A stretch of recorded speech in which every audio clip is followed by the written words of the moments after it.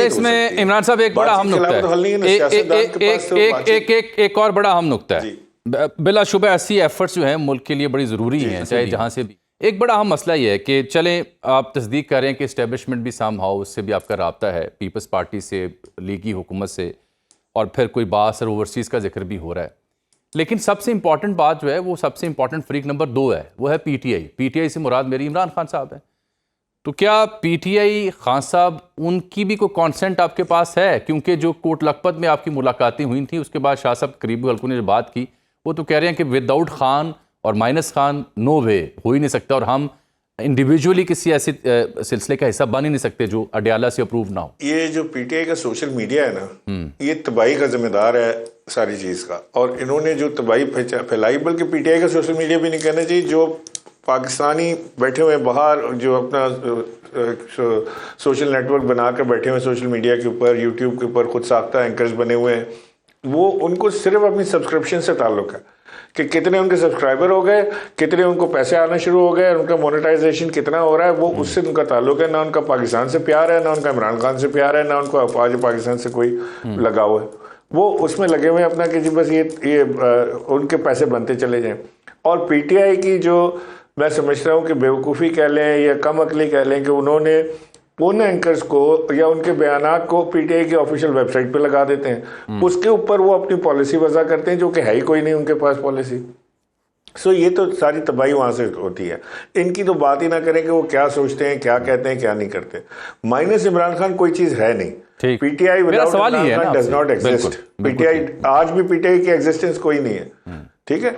अच्छा, अब हम करने हमारी कोशिश क्या है? हमारी कोशिश ये है कि क्योंकि ये इस वक्त जो पीटीआई की क़यादत जो है, जिनके हाथ में पीटीआई है, जो जेल से बाहर है, उनके पास इतनी पॉलिटिकल तजुर्बा या इतनी अक्ल फहम, सियासी फहम नहीं है उनके पास। सो किसके पास है?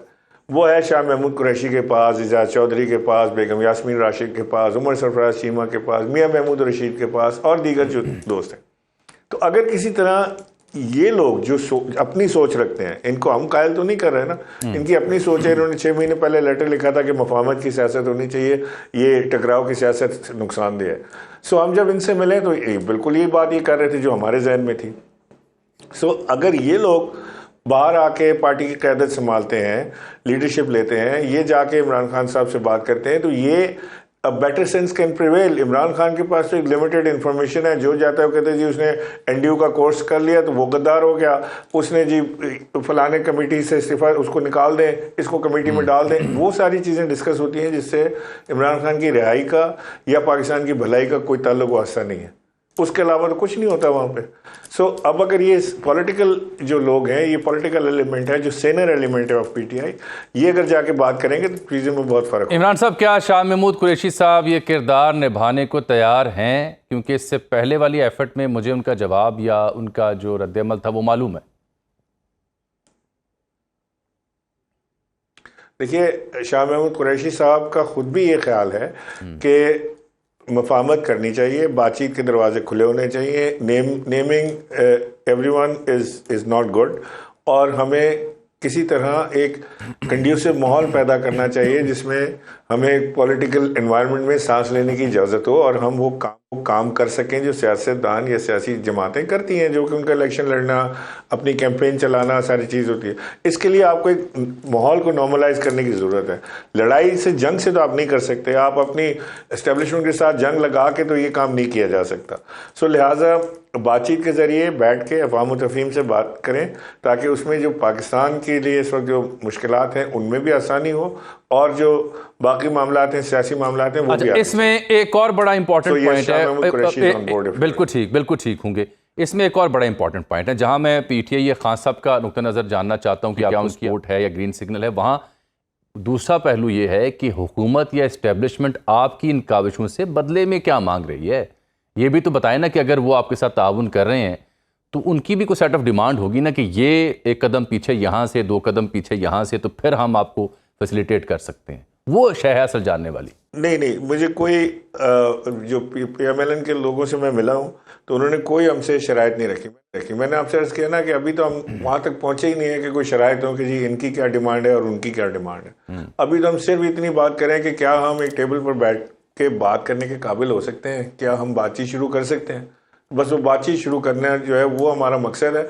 उसके बाद जब बातचीत शुरू हो जाएगी तो फिर दोनों या तीनों या चारों फरीक जो है वो आपस में बैठ के ये मामला तय कर सकते हैं कि क्या what is next to be done, या क्या चीज़ आप छोड़ें तो हम ये इमरान साहब, दो चीज़ें और हैं कि आप कौमी मुज़ाकराती कमेटी तश्कील देने की बात कर रहे हैं। कौमी मुज़ाकराती कमेटी से क्या मुराद होगी, कौन कौन इसका हिस्सा होगा?